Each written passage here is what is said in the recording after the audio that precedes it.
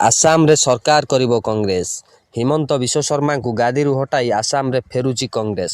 ଏଭଳି କିଛି ଚର୍ଚ୍ଚା ବର୍ତ୍ତମାନ ସାରା ରାଜ୍ୟରେ ଆସାମରେ ଚାଲିଛି। ଏଭଳି ଚର୍ଚ୍ଚା ସାରା ଆସାମ କାହିଁକି ବର୍ତ୍ତମାନ ଦେଶ ରାଜନୀତିକୁ ମଧ୍ୟ ପ୍ରଭାବିତ କରିପାରେ। କାହିଁକିନା ଆସାମ ହେଉଛି ଏଭଳି ଏକ ରାଜ୍ୟ ଯେଉଁଠି ବିଜେପିର ମୁଖ୍ୟମନ୍ତ୍ରୀ ହେଉଛନ୍ତି ହିମନ୍ତ ବିଶ୍ୱ ଶର୍ମା। ହିମନ୍ତ ବିଶ୍ୱ ଶର୍ମା ହେଉଛନ୍ତି ପୂର୍ବତନ କଂଗ୍ରେସ ନେତା, ଯାହାଙ୍କ ନାମରେ ମାଳ ମାଳ ଦୁର୍ନୀତିର କେସ୍ ରହିଛି। ସିଏ ଗତ 2ଟି ନିର୍ବାଚନରେ ଆସାମରେ ବିଜେପି ପକ୍ଷରୁ ମୁଖ୍ୟମନ୍ତ୍ରୀ ହୋଇ ନିର୍ବାଚନ ପରିଚାଳନା ବର୍ତ୍ତମାନ କରୁଛନ୍ତି, ଯାହାଦ୍ୱାରା ଆସାମ ଲୋକଙ୍କ ପାଖରେ କଂଗ୍ରେସର ପିସିସି ପ୍ରେସିଡେଣ୍ଟ ଆସାମର ଗୌରବ ଗୋଗୋଇ ସାଧାରଣ ଲୋକମାନଙ୍କ ପାଖରେ ହେମନ୍ତ ବିଶ୍ୱ ଶର୍ମାଙ୍କର ଦୁର୍ନୀତିକୁ ପହଞ୍ଚାଉଛନ୍ତି। ତାଙ୍କୁ ସହଯୋଗ କରୁଛନ୍ତି କଂଗ୍ରେସର ଲୋକସଭାର ବିରୋଧୀ ଦଳ ନେତା ବା ଦେଶର ବିରୋଧୀ ଦଳ ନେତା ଶ୍ରୀଯୁକ୍ତ ରାହୁଲ ଗାନ୍ଧୀ। ରାହୁଲ ଗାନ୍ଧୀ ଆସାମକୁ ଘନ ଘନ ଗସ୍ତ କରୁଛନ୍ତି, ବଡ଼ ବଡ଼ ପ୍ରଚାର ପ୍ରସାର କରୁଛନ୍ତି, ବଡ଼ ବଡ଼ ରାଲି କରି ଲୋକଙ୍କୁ ଆକୃଷ୍ଟ କରିବାକୁ ଚେଷ୍ଟା କରୁଛନ୍ତି।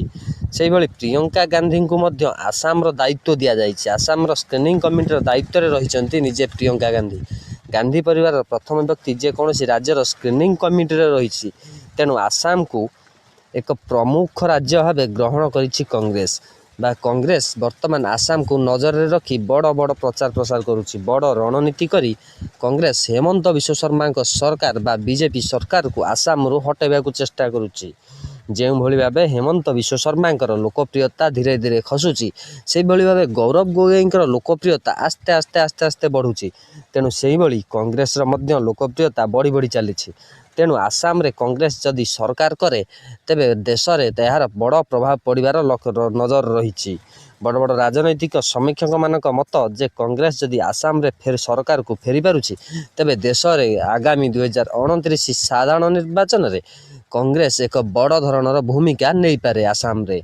ତେଣୁ ଆପଣମାନଙ୍କ ମତାମତ କମେଣ୍ଟ ମାଧ୍ୟମରେ ଦିଅନ୍ତୁ। ସତରେ କ'ଣ ଆସାମରେ କଂଗ୍ରେସ ଫେରିବ ନା ପୁଣି ବିଜେପି ହେମନ୍ତ ବିଶ୍ୱ ଶର୍ମାଙ୍କ ନେତୃତ୍ୱରେ ଆସାମରେ ସରକାର ଗଢ଼ିବ? ଯଦି ଆପଣମାନଙ୍କ ମତାମତ କମେଣ୍ଟ ମାଧ୍ୟମରେ ଦିଅନ୍ତୁ। ନମସ୍କାର।